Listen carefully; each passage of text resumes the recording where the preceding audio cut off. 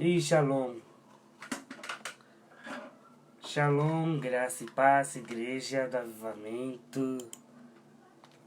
Bem, hoje vou falar sobre o tema: pare de ser a pessoa ateu e o fariseu hipócrita.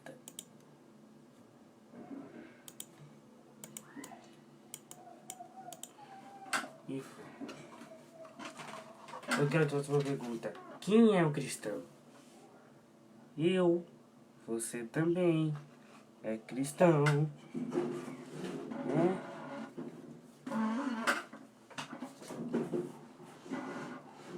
Todos nós somos cristãos. Todos nós somos cristãos.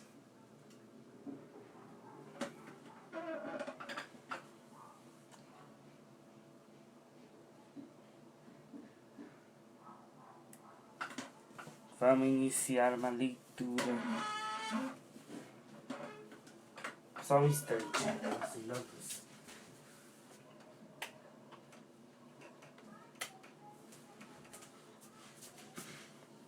Desculpe aí.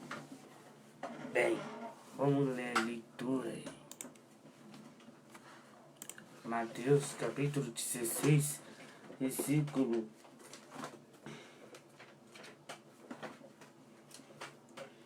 24.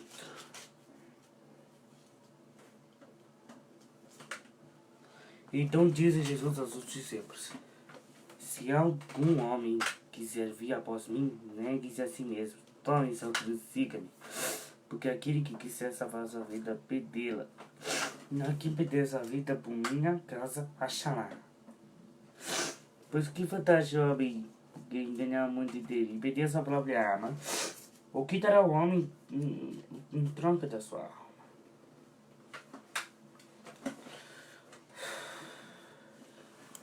Vamos lá. 1 Pedro, capítulo 2, versículo 21. Hebreus de Iago. Pedro. João, Judas, Apocalipse de João. Vamos ler, iniciando a leitura. Porque para isto sois chamados, pois Cristo também sofreu por nós, deixando-nos exemplo, para que sigais as suas pisadas.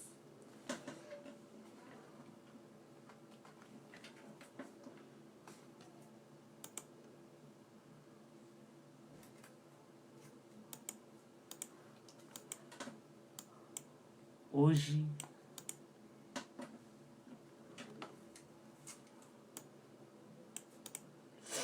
nós vamos sentar, falar sobre de que Jesus foi levado a Caifás.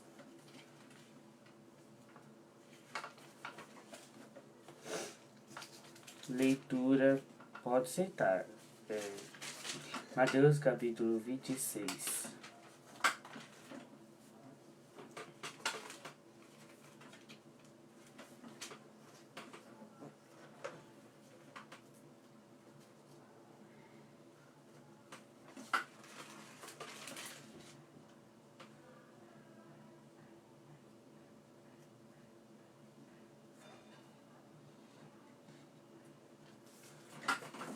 Diz assim: e os que seguraram a Jesus o conduziram à presença do sumo sacerdote Caifás, onde os escribas e os anciãos estavam reunidos. Mas Pedro seguiu tudo de longe até o palácio do sumo sacerdote, entrando, sentou-se com os servos para ver o fim. Ora, os principais sacerdotes, anciãos e todo o concílio buscavam falso testemunho contra Jesus para poder matá-lo. Mas não acham nenhuma. Assim, embora muitas testemunhas falsas viessem, não achei nenhuma. Por último, chegaram 2 falsas testemunhas e disseram: Este homem disse: Eu posso destruir o templo de Deus e retificá-lo em 3 dias. E o sumo sacerdote levantou e disse: Nada respondes? O que estes testemunhos contra ti? Mas Jesus permanecia em silêncio. E o sumo sacerdote disse: Conjuro-te pelo Deus vivo, que nos diga se tu és o Cristo, o Filho de Deus. Disse-lhe Jesus: Tu disseste. Contudo, eu te digo, porém, que feliz em breve, filho do homem, aceitar diante de poder vir sobre as nuvens dos céus. Então o sumo sacerdote rasgou suas vestes, dizendo: Ele blasfema falando para que precisamos ainda de testemunhas. Eis que agora capaz de ouvir suas blasfêmias. O que pensais? E eles responderam, dizendo: Ele é culpado de morte. Então eles cuspiram na sua face, o espancaram e outros feriram-no com as palmas das suas mãos, dizendo: Profetiza-nos, Cristo, quem te bateu? Ora, Pedro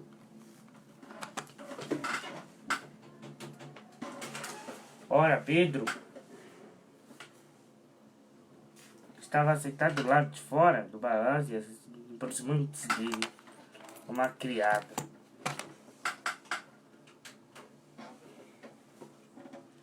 Uma criada disse: Tu também estavas com Jesus da Galileia? Mas ele negou de dois, dizendo: Não conheço. Não sei o que dizes. E saíram para o pórtico. Outra criada ouviu que ele está. Este indivíduo também estava com Jesus de Nazaré. E ele negou outra vez com o juramento: Eu não conheço o homem. Pouco depois, aproximando-se do que ali estava, disseram a Pedro: Certamente os do bem são Deus, pois a tua fala te denuncia. Então ele começou a amaldiçoar este, dizendo: Eu não conheço o homem. E imediatamente o galo cantou. E Pedro lembrou-se das palavras de Jesus que lhe dissera antes do galo cantar: Tu me negarás 3 vezes. E saindo dali, chorou amargamente. Outro versículo que foi jogado lá no capítulo lá de João.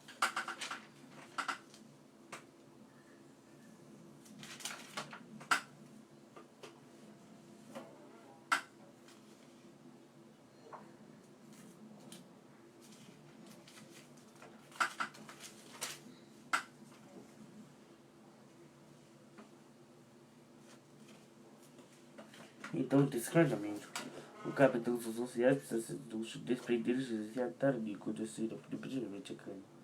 Anás, porque era o sogro de Caifás, que era o sumo sacerdote daquela época. Ora, Caifás, que era quem tinha aconselhado aos judeus que convinham que o homem morresse pelo povo. E Simão Pedro seguia Jesus. E menos vacia outro discípulo. Este discípulo era conhecido do sumo sacerdote. E entrou com Jesus no palácio do sumo sacerdote. Mas Pedro ficou parado do lado de fora do portão. Saiu então outro discípulo que era conhecido do sumo sacerdote falou àquela que guardava a porta e trouxe Pedro. Então Doncela que guardava a porta disse a Pedro: Não és tu também dos discípulos deste homem? Disse ele: Não, eu não sou. Estava ali os servos e os oficiais tendo uma fogueira, feito uma fogueira com carvão, porque fazia frio e ele estava se aquecendo. Também Pedro estava parado com o choro dele se aquecendo. Então o sumo sacerdote interrogou Jesus acerca de doutrina. Jesus lhe respondeu: eu valia plenamente o mundo. Eu sempre ensinei na sinagoga, no templo onde todos os judeus sempre se reúnem, e eu nada falei oculto. Por que me interrogas? Por que me interrogas? Pergunte aos que me ouviram o que é isso que eu falei. Eles que eles sabem o que eu disse.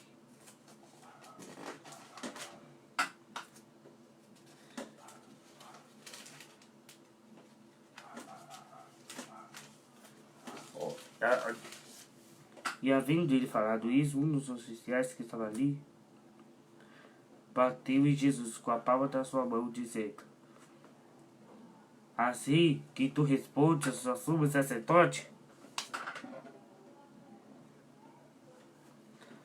E o fariseu então deu uma tapa na cara de Jesus. Que triste. E Jesus lhe respondeu: se eu falei mal, testemunho mal, mas se bem, por que tu me feres? Então Anás o enviou manietado ao sumo sacerdote Caifás. Esse momento estava eles aquecido, disseram-lhe então: não és tu também um dos seus discípulos? E ele negou e disse: não sou eu. Um dos servos do sumo sacerdote, parente daquele a quem Pedro contaram-lhe, ele disse: não te vi no jantar com ele? Pedro então negou outra vez. Imediatamente o galo cantou. Então eles conduziram Jesus de Caifás para a sala de julgamento. E era aceito mesmo. Vocês não entraram na sala de julgamento para não se contaminar, mas podem comer a Páscoa.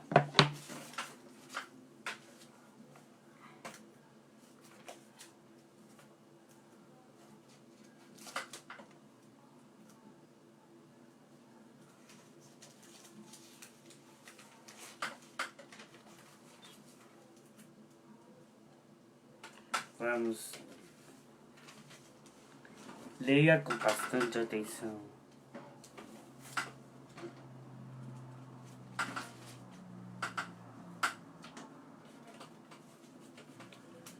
Desse julgamento.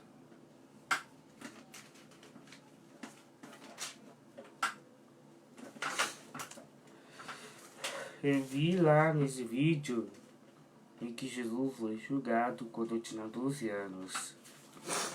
Eu, lá no ano de 2018, que estava lá na década de 2010. Eu assisti. E eu vi um vídeo que se chama Respeitável é Jesus Cristo.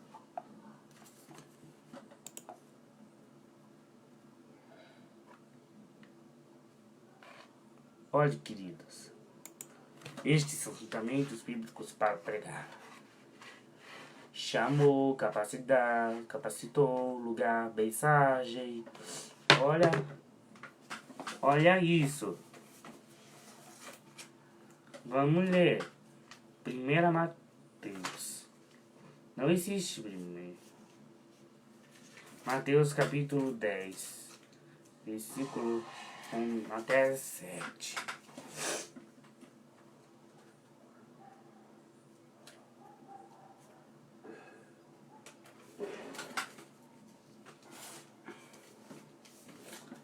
Achei.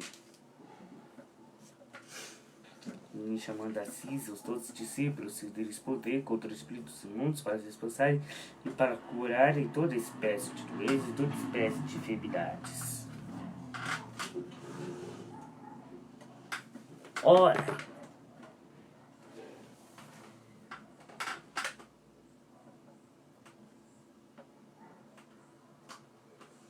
os nomes dos 12 apóstolos são estes. O primeiro Simão, aqui chamado de Pedro. André, Simão, Jesus. E este é o Tiago, filho de Zebedeu, e João, seu irmão. Jesus escolheu Filipe, Bartolomeu,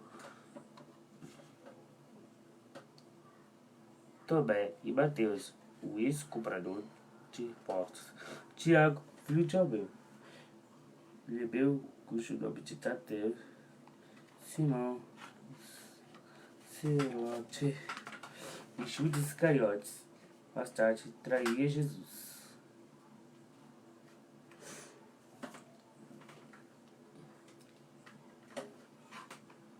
E estes doces Jesus enviou, dando-lhes a ordem se dizendo: não ireis pelo caminho dos gentios e não entreis em uma cidade samaritana, mas ide antes as ovelhas pedidas da casa de Israel. Enquanto forem, pregai, dizendo: o reino do céu tem se aproximado. Curais enfermos,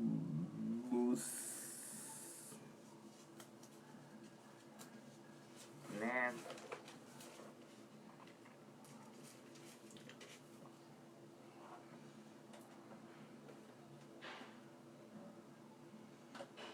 Davi 18. Eu coloquei o nome no celular da mãe bem antigo. Lá no mês de fevereiro 2018.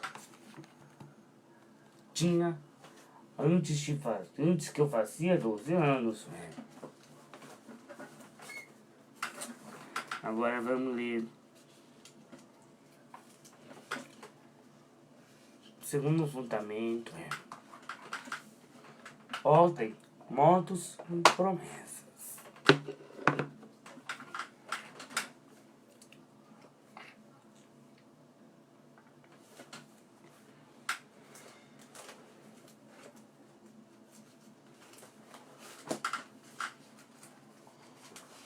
Mateus capítulo 28.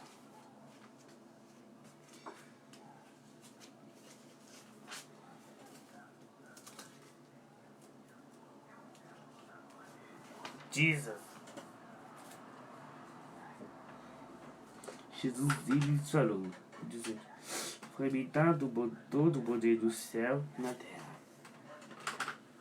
Portanto, ide ensinar em todas as nações, simpatizantes em nome do Pai, do Filho e do Espírito Santo, ensinando-os a observar todas as coisas que Deus tem mandado, e eis que estou desde convosco sempre, até ao fim do mundo.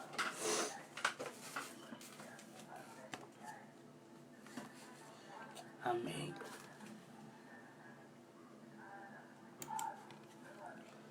Vou fazer uma pergunta. O que é promessa?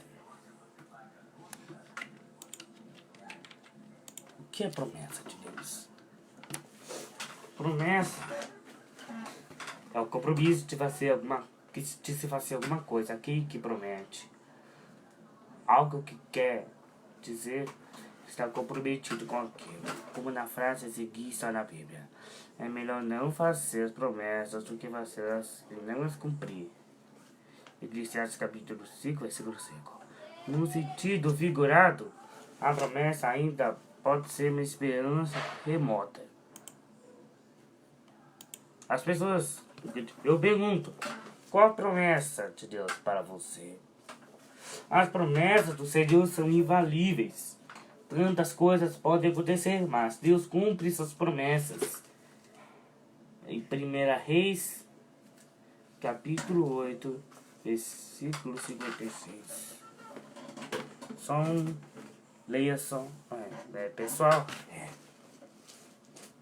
só um instante.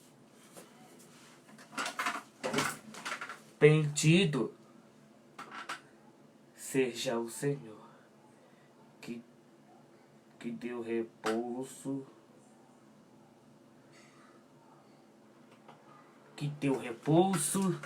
ao seu povo de Israel, segundo tudo que prometera.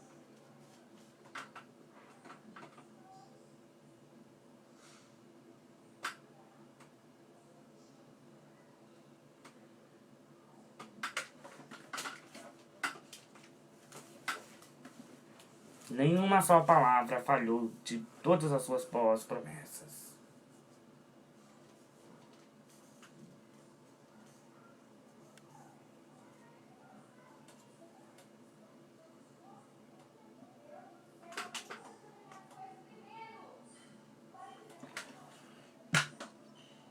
Feitas por intermédio de Moisés, seu servo.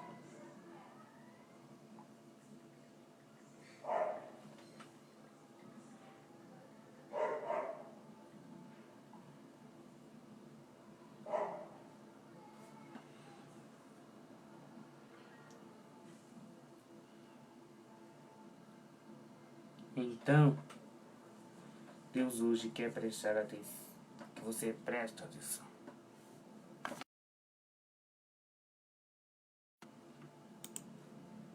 Vou fazer uma pergunta. Quantas promessas tem as palavras de Deus? João capítulo 10, versículo.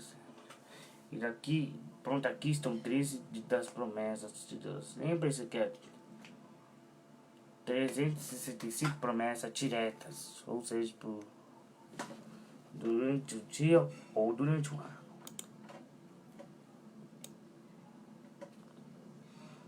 Fazer uma promessa, vir te pedir algo de que Deus não é a melhor maneira de se relacionar com Ele. Teu propósito é ser grato a Deus e constrangido por seu imensurável amor. Fazer uma promessa é diferente de ter um propósito.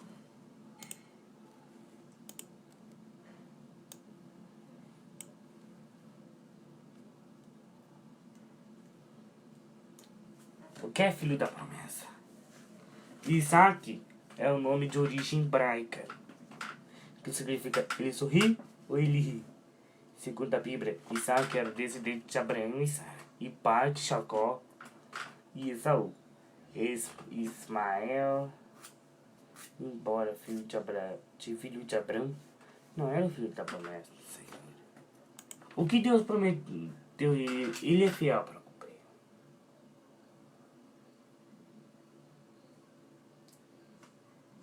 Alessandro Rodrigues diz nessa frase: Deus é fiel, Ele vai cumprir aquilo que prometeu. Deus é. Assim diz o Senhor: não será mais adiada nenhuma das palavras. A palavra que falei se cumprirá, diz o Senhor Deus.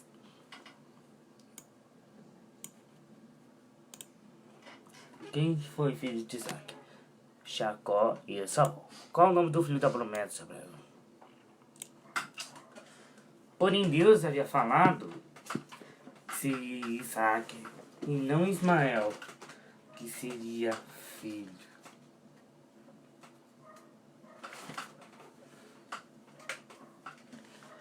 Da promessa. Isso fica claro em Gênesis capítulo 17, versículo 19.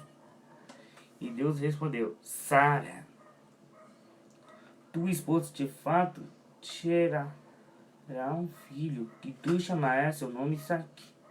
Eu estabelecerei o meu pacto com ele, como pacto eterno, como sua semente depois dele.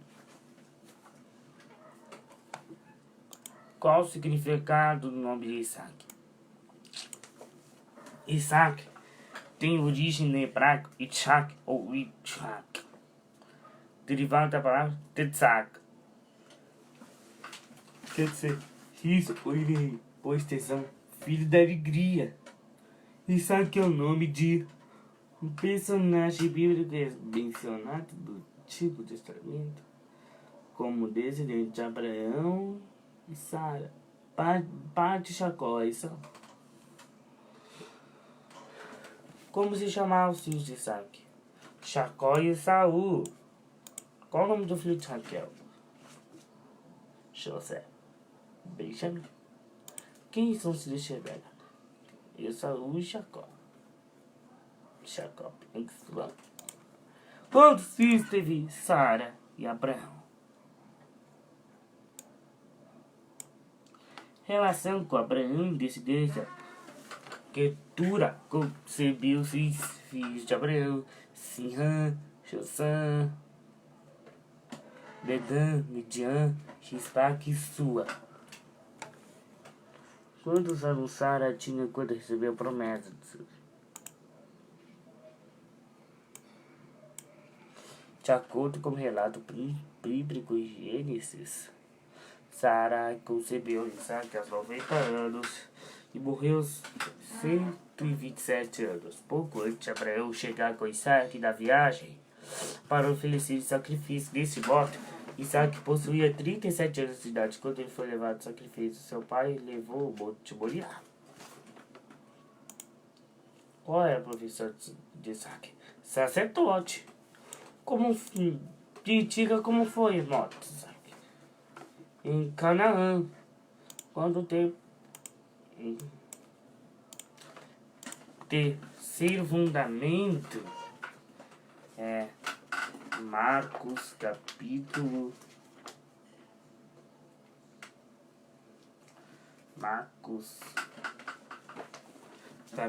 16. Diz e tipo, todo mundo empregar evangelho, toda criatura. Quem crer vai batizado será salvo, mas quem não crer será condenado. É uma universalidade e método.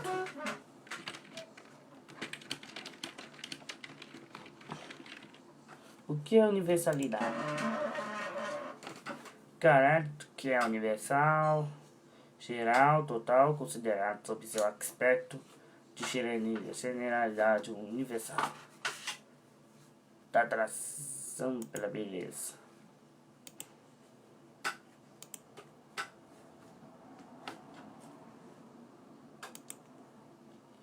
Gente, hoje eu vou contar da história do professor ateu que desafiava um aluno crente.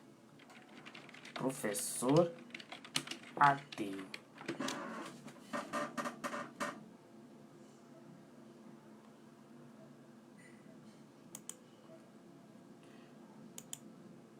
Era uma vez, o professor de filosofia de uma grande universidade era ateu convicto. Sua meta principal era usar o semestre inteiro para provar que Deus não existe. Os estudantes sempre tinham medo de contrariar o professor, por causa dessa lógica que parecia provar a não existência de Deus. Por 20 anos, o professor Nelson ensinou e mostrou que jamais houve alguém que ousasse contrariar. Embora às vezes exista alguém que tentasse, nunca conseguiu vencer, nunca. No final de todo o semestre, no último dia, o professor fazia mesmo bigode da sua classe. Se alguém aqui que ainda acredita em Deus, que fique de pé. Em 20 anos, ninguém ousou se levantar, pois já sabia o que o professor faria em seguida. Ele diria, o quê? Qualquer um que acredita em Deus é o tolo. Se Deus existe, impedia que descaísse do chão e se quebrasse. Todos talvez dizem que eu vou soltá-lo. Se o Deus Todo-Poderoso realmente existe, vai impedir que descaia do chão e se quebre. É a simples questão, proferir que ele existe. Mas, infelizmente, ele não pode fazer isso. Todos os anos soltavam o X. Caiu no chão, partidos em pedaços. Todos os estudantes ficavam quietos, vendo aquela demonstração. Claro que entre os alunos existiam alguns cristãos, mas todos tinham medo de ficar de pé e contestar o professor.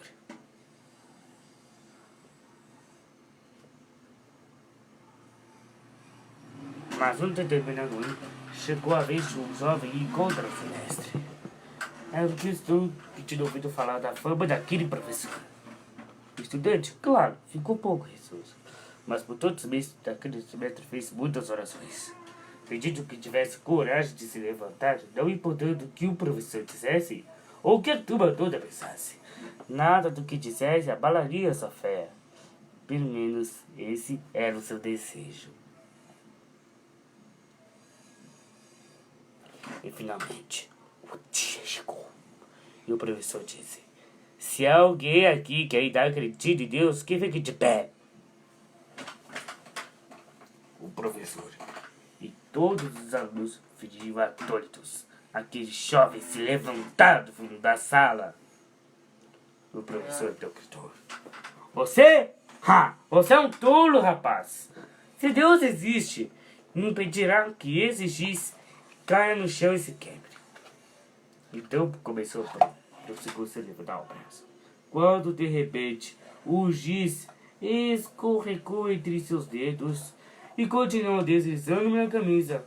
Por uma das pernas da calça, correu sobre o sapato e ao tocar no chão, simplesmente rolou sem se quebrar. O queijo da professora caiu. Enquanto seu olhar assustado seguiu o giz. Quando o giz parou de rolar, esse professor levantou a cabeça, encarou o jovem e saiu apressadamente da sala. O jovem, porém, andou firmemente para a frente de seus colegas de turma e por meia hora compartilhou sua fé em Deus. Todos os estudantes ouviram-se sobre o amor de Deus por todas as pessoas e sobre a importância de mantermos a fé diante dos vendavais da vida. Você não obedece ao vivo, por acaso? Quando enfrentamos um contratempo, perdas, decepções, quando algo não sai como tínhamos imaginado, ou quando morremos e não vemos nada de imediato mudar, é fácil perdermos a fé como começarmos a acreditar que Deus não existe, ou existe, não está nem aí pra gente. Mas cirúrgico, deixa eu parar e ver essa live só pra falar com você, só pra dizer, eu existo sim. Isso que você acha que vem pra te prejudicar, eu usarei para te levantar, para oferecer, abençoar. Então, livre-se dessa boca e dessa boca, desta culto do seu coração. Levante-se na fé. Eu sou sua parte social e ainda tenho um grande plano para sua vida.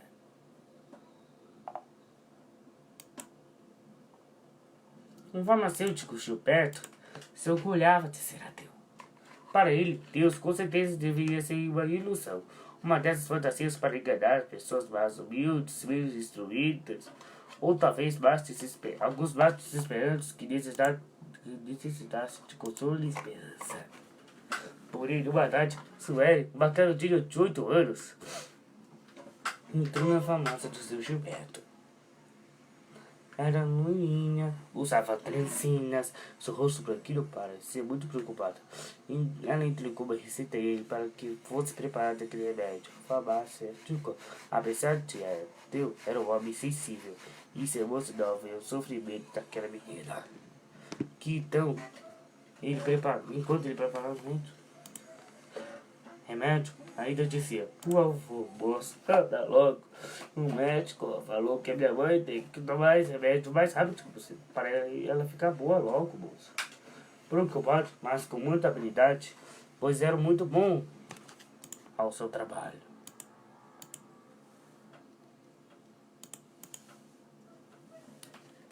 Então, o farmacêutico preparou uma fórmula, recebeu dinheiro, entregou o embrulho para sua que saiu apressadamente. Mas quando foi recolocar os vidros com as substâncias das da receita em seus devidos lugares, descobriu apavorado que tinham cometido um terrível engano. Em vez de utilizar uma certa substância, ele usou um violento veneno, capaz de causar a morte de qualquer pessoa. As suas pernas então tremeram, ele quase cai. O coração batia descompassado. Gilberto, desesperado, foi até a rua e olhou para todos os lados. Nada, nem sinal de Suelen. Ele pensou: onde é que está essa menina? E agora para onde foi? De repente, como se fosse tomado por uma voz misteriosa, o farmacêutico perguntou: e se Deus realmente existe? Ou então que colocou a mão na testa. Seu joelho desesperado pediu: Deus, se realmente existe, me perdoa. Faça com que aconteça alguma coisa, qualquer coisa. Para que ninguém beba daquele veneno que eu preparei. Me livre, Deus, Chico meu. Suicídio. Eu jamais quis matar alguém. Ele ainda rezava quando aqui gritou do outro lado do balcão: pálido, Preocupado, Gilberto foi atender. Era Sueli. A menina das tranças douradas com os olhos cheios de lágrimas e os cacos de vidro na mão. Chama ela disse: "Oh, moço, por favor, pode fazer outro remédio para minha mãe. Eu caí e quebrei o vidro do remédio. Me ajuda, moço. Estou com medo de minha mãe morrer." O farmacêutico, aliviado, se anima e pede calma para Sueli. Prepara novamente a fábula com todo o cuidado e entrega para a menina. E diz carinhosamente: "Tome, leve para sua mãe. Ela vai ficar boa, pode acreditar. E olha, não precisa marcar de novo, não. Agora, cuidado para não cair outra vez, tá bom, querida?" Nesse dia, Gilberto mudou o seu modo de pensar. Decidiu aprender respeito do que dizia não acreditar, pois apesar da sua descrença, Deus que é Pai atendeu sua oração. Atendeu o seu pedido. E você pensando que Deus não existe, né? Ou se existisse, simplesmente esqueceu de você. Mas existe sim. E não esqueceu de você. E dentro dos seus olhos, na verdade, foi Ele que me enviou neste momento só para te dizer: pare! Não se permita mais ficar com esses pensamentos focados nisso que tem jogado você para tão baixo assim. Ei, não faça isso com você! Eu sei que sua cabeça é uma loucura, só que você nada cansado de tudo. Não deixe o inimigo determinar o que você sente, o que você pensa, por mais difícil que seja. Levante-se. Eu não quero aqui menosprezar o que você está sentindo sobre o sofrimento, a sua dor, nada disso, mas é que perdas, decepções e dificuldades fazem parte da vida de todos nós. E você só tem duas caminhos, duas opções. Ou segue esse pensamento, ou volta a acreditar em Deus. Se optar por continuar assim, irá se tornar uma pessoa cada vez rancorosa, amarga, ressentida, revoltada. Se escolher deixar esse passado para trás, parar com esses questionamentos, somente crer. Deus irá curar suas feridas, aliviará seu fardo e vai te restituir em dobro, abrindo portas sobrenaturais e trazendo pessoas especiais nos caminhos. Agora vai depender de você. Ei, hoje volte para Deus, receba a misericórdia dele. E creia que antes do que você pensa, imagina, você verá assim outra vez em sua vida a bondade dele. Amém? Amém.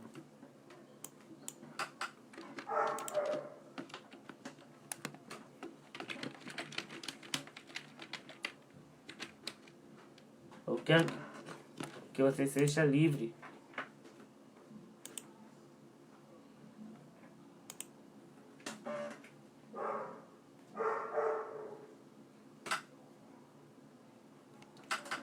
Então, pare de abraçar os hipócritas. Então, tome muito cuidado com os hipócritas. Os hipócritas são aqueles que sempre culpam os outros. São seres humanos astutos de modo ardiloso, vão tentar te manipular de tal maneira que você começa a achar que o culpado é você. O errado é você, não eles. Os hipócritas sempre focam nos seus pontos fracos. Os hipócritas sempre olham os riscos para os riscos do seu olho. Se olhar para o que é tráfico, que os cega. Eles têm uma necessidade nada de apontar as falhas das outras pessoas. Acusam os outros como meio de se desculparem por sua conduta imoral. Os hipócritas dizem uma coisa, mas fazem outra completamente diferente. Tratam do que estão no poder de forma diferente daqueles que estão abaixo deles. Está consciente, mas não segue suas próprias orientações. Vive de uma maneira em público, mas de forma diferente e particular. Exige que ser alguém que não é meramente para ganhar aceitação. Faz regras, mas não segue as regras. Elas pregam uma moralidade, mas vivem uma vida vergonhosa. Exigem outras coisas dos outros que eles mesmos não estão dispostos a fazer. Dizem uma coisa na frente das pessoas, mas outra completamente diferente das outras. Para o hipócrita, é sempre culpa de alguém. Eles nunca são culpados de nada. Quando você os pega, de repente, de uma maneira, vem à tona não apenas aquela mentira, mas todos os erros do passado. Eles então farão de tudo para tentar te persuadir de que as mentiras que disseram são irreverentes do perto dos seus erros. O hipócrita adora se fazer de vítima. Eles vão te dizer que odeiam drama, nas verdades, amam ser dramáticos. E conseguem vestir um choro de sentir de forma diferente. Os hipócritas agora adoram dizer que são bons para guardar segredos. Mas na verdade, eles querem saber mais de você. Sem dificuldade alguma, eles mentem descaradamente. Olhando em seus olhos, conseguem te convencer do que aconteceu, mas não foi tão sério assim. E rapidamente se colocam no papel de pobres, vítimas e coitados. Os hipócritas são bons para te convencerem do que você precisa voltar e confiar neles, sem medo, sem receio. Só que o que eles querem de verdade é ganhar novamente espaço para te passar mais uma vez a perna. Os hipócritas são rápidos em inventar argumentos e pedir desculpas. São bons em também distribuir elogios e encher o ego das pessoas. Tudo isso apenas para ganhar sua confiança. Os hipócritas sabem pesadamente o que você precisa ouvir. Sabe pesadamente aquilo que toca o seu coração. Os hipócritas sabem como ganhar a simpatia das pessoas. Eles sabem que podem pressionar. Eles sabem como manipular suas emoções. Eles vão distorcer a realidade, se adaptar às suas situações. Eles também, de fato, criam histórias mirabolantes. Encaram como um desafio até pessoal. Fazer você dar a eles uma segunda chance. Tirando que nunca tinham feito isso. Juram que aprenderam lição, que mudaram, cresceram, amadureceram, prometerem nunca mais cometer tal deslize. Mas tudo apenas isso para ganhar outra vez a sua confiança. Mas não se engane, algumas pessoas são como moedas de 1 centavo. Duas caras, sem valor. A hipocrisia é um vício. Você engana as pessoas. Uma vez acha que pode se salvar novamente. Mas embora você só possa pensar que está enganando muito, está apenas se enganando. O hipócrita ajuda as pessoas apenas quando é do seu interesse pessoal. Ele é fiel também apenas aos direitos mesquinhos. Nunca aos outros, nem mesmo as pessoas que estão mais próximas. Isso porque ele não tem consciência da palavra moral. De qualquer forma, os hipócritas sabem a verdade real. Mas tem medo de que a revelação possa ter consequências negativas. E se enganam. Eu gosto muito do que a palavra de Deus ali em Romanos. Você que ensina aos outros, por que é que não ensina você mesmo? Se afirma que não se deve roubar, por que é que você mesmo rouba? Acredite em si mesmo. Seja autêntico, viva a verdade. E é assim que você dará orgulho do que você faz. E de quem você é. Que Deus nos livre da hipocrisia. E nos proteja dos hipócritas.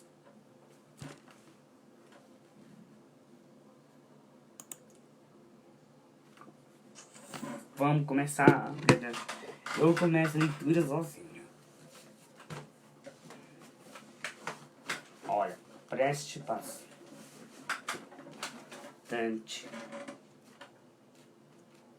Presta bastante atenção.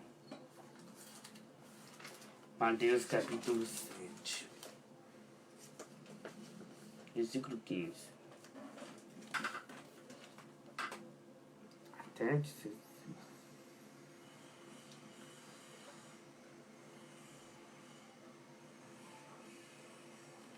Cuidado com os falsos profetas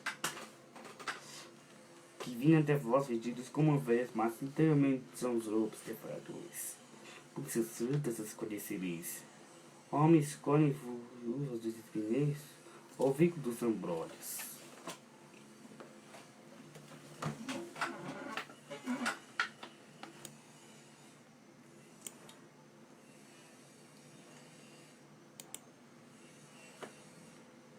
Havia uma garota que tinha acredite, uma cobra como um animal de estimação.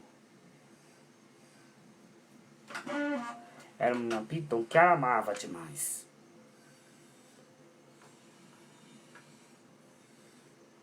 E tinha 2 metros de comprimento, era bastante saudável.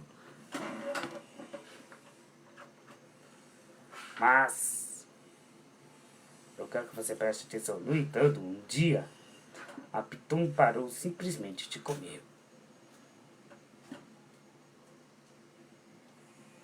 A garota ficou preocupada, na verdade desesperada em saber por que a cobra subitamente tinha parado de comer. Ela foi ao veterinário e contou o que estava acontecendo.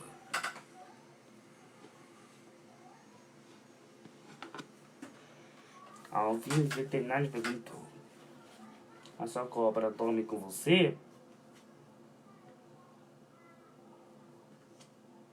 Então, a menina respondeu alegremente: sim, todas as noites.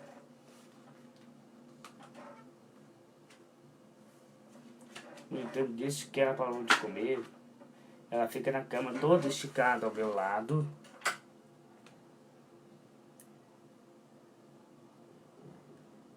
O que aquele veterinário disse na sequência? Deixou a garota chorando.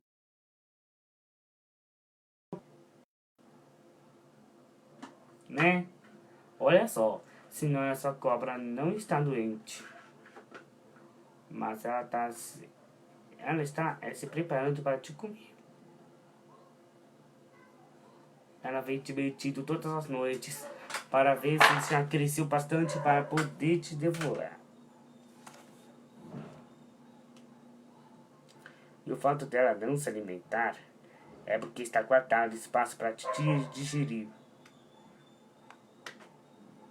Olha, é claro que nós devemos acreditar nas pessoas, mas não podemos deixar que abuse do nosso bom coração. E achar que todo mundo é sincero, verdadeiro e transparente. Como a gente acaba nos abrindo demais, nos expondo demais, falando demais. E às vezes as pessoas que estão mais próximas são aquelas que nos dão o bote mais doloroso. É difícil identificar quais são as suas reais intenções. Tem gente que age como uma verdadeira cobra, assim como fez a serpente que enganou a Eva da história da Bíblia. Algumas pessoas vão tentar nos envenenar com seus comentários, opiniões, sugestões. Outras irão se aproveitar da nossa confiança e levantar vantagens. Ou até mesmo nos dar algum tipo de copy. Se você de repente perceber alguém que é assim perto de você, imediatamente afaste-se. É melhor fazer isso agora, já, nesse instante, do que pagar o preço para ver. E depois se arrepender. Que Deus então nos proteja do caminho dos refantes lobos vestidos de cordeiros, das cobras disfarçadas de amigos.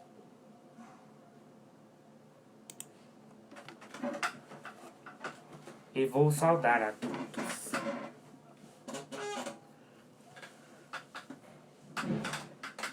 Vai acabar já já, às 14h40.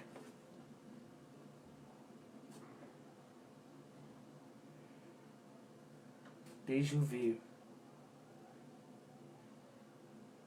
Oi, mãe. E você que está assistindo, se livra de todo engano. E pare de ser hipócrita e ateu. Sandra Márcia, um abraço pra você. Cinti Luiz, fique com Deus. E tenha um grande bom hoje pra você. E o bom hoje, Nathalie, minha irmã. Oi, irmã. Tudo bem? Obrigado, irmã linda. Um abraço, fique com Deus. Um beijo pra minha sobrinha.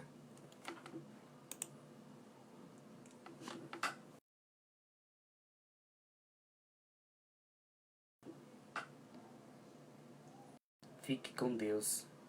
E um grande abraço. Beijo. Shalom.